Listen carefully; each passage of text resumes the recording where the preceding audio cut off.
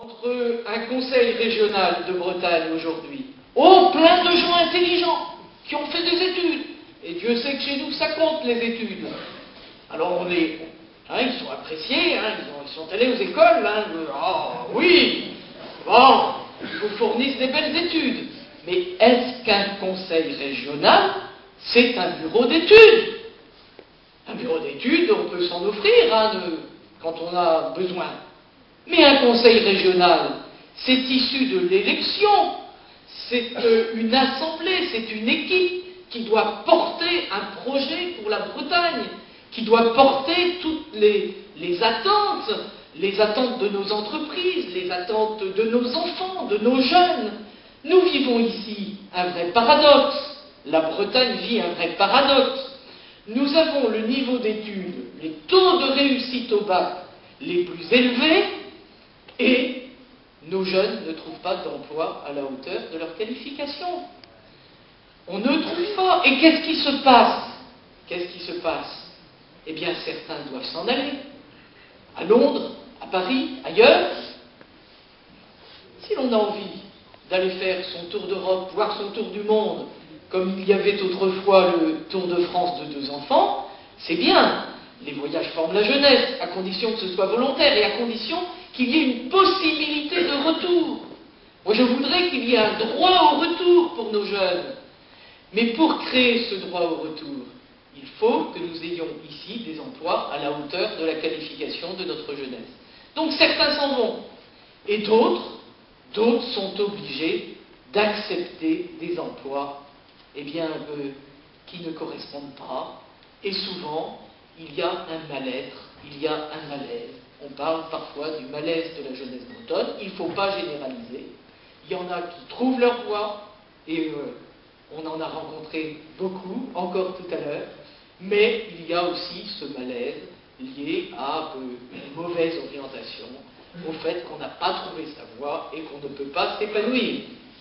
Alors tout à l'heure, Pierre, en me saluant, disait que Bernadette, la préfète, et oui, c'est souvent comme ça qu'on m'appelle encore. C'est souvent comme ça qu'on m'appelle encore. D'ailleurs, ça rime, Bernadette, la préfète, donc pourquoi pas? Voilà. Pourquoi pas? Alors, nos adversaires pensent d'ailleurs que c'est une espèce d'insulte. Vous avez vu qu'on pense me stigmatiser, comme on dit maintenant. Ah oui, une préfète, c'est quelqu'un d'autoritaire, c'est quelqu'un de sévère, c'est quelqu'un d'austère, c'est quelqu'un qui manie la matraque. Vous avez vu aussi comme caricature, comme Bernie la matraque. Voilà. Je l'ai vu. Eh bien, je vais vous le dire, je crois qu'en faisant ça, nos adversaires ne se rendent pas compte qu'en réalité, la population apprécie, les familles apprécient. Lorsque l'on cherche à me discréditer en disant que j'ai voulu remettre de l'ordre dans des soirées qui dérapaient, croyez-moi, vous savez que je suis d'ici, que j'ai fait mes études ici, et ma foi, quand j'étais étudiante, il m'arrivait aussi de passer, à l'époque c'était les samedis soirs, c'était pas le vendredi ni le jeudi, c'était le samedi soir, aller dans les fêtes étudiantes. Et on sait effectivement que chez nous, il y a certaines dérives de comportement qui ne sont pas nouvelles. Mais que lorsque dans un groupe d'une dizaine, d'une douzaine, il y avait un ou deux qui avaient un petit peu trop bu, on les ramenait, et puis voilà, le lendemain il n'y paraissait plus. Mais quand il s'agit aujourd'hui de sortir avec un sac à dos plein d'alcool fort et de n'avoir de cesse que de boire le plus vite possible dans ce qu'on appelle, vous le savez, la piqûre express, pour se défoncer et pour se démolir, moi je dis nous avons une responsabilité morale, nous les responsables ou ceux qui veulent accéder aux responsabilités, nous avons une responsabilité morale pour empêcher cette autodestruction de la jeunesse. Et lorsque j'étais préfète, je dois vous le dire, j'avais été auparavant, sensibilisé à quelques événements dramatiques qui s'étaient produits dans certaines rues de nos villes. Et notamment, je pense que certains d'entre vous s'en souviennent, ce jeune homme de Quimper qui a été assassiné, lardé de coups de couteau dans la rue Saint-Michel à Rennes.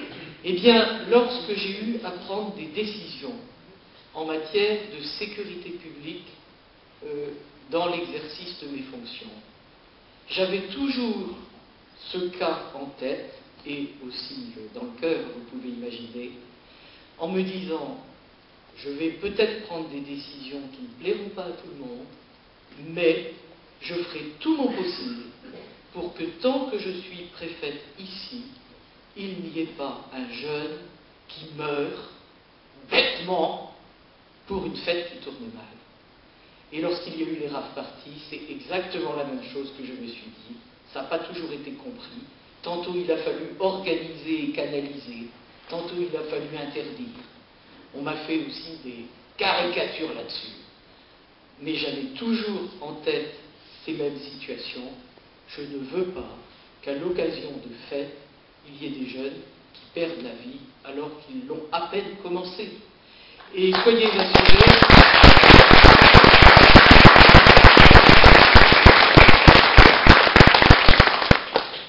assurés que j'ai reçu des lettres de parents qui avaient perdu leurs enfants, parce qu'il n'y a pas eu que ce cas-là, même s'il m'avait particulièrement frappé. Et je dois dire que ces lettres d'encouragement de parents qui, tout à leur peine, prenaient quand même celle d'écrire à la préfète pour lui dire « Vous agissez bien, on vous soutient, continuez », je dois dire que ça a été pour moi un encouragement et une espèce de récompense. Alors, oui, les responsabilités de préfet, c'est très différent des responsabilités de président du conseil régional. Et je n'ai vraiment aucune envie d'aller usurper les responsabilités de mes successeurs. Je vais leur laisser faire leur travail. Hein. Mais je crois, quand j'ai vu que dans certaines presses, que l'on parlait, en parlant de mon action passée, du sang sur les pavés, et bien justement, c'est de ce dont je peux me vanter. Pendant que j'ai été préfète, effectivement, dans les événements que j'ai eu à encadrer, il n'y a pas eu de sang qui a coulé, il n'y a pas eu de mort, et je crois que ça, pour les familles et pour la jeunesse, c'est l'essentiel.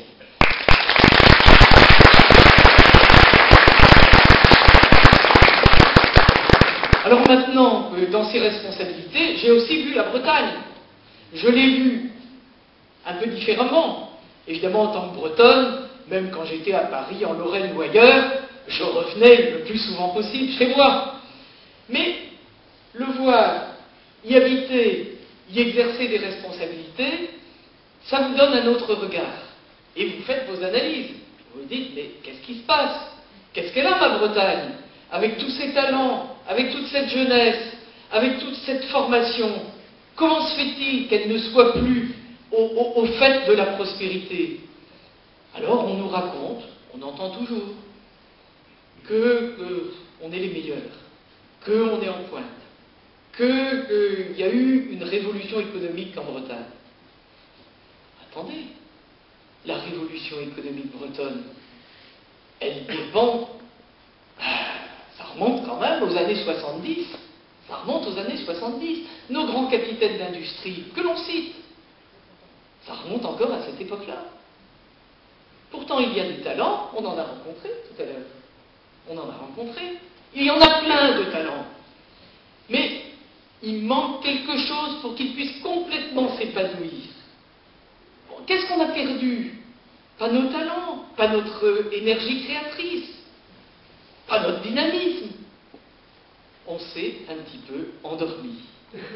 On a préféré un certain assistanat à l'épanouissement de nos talents.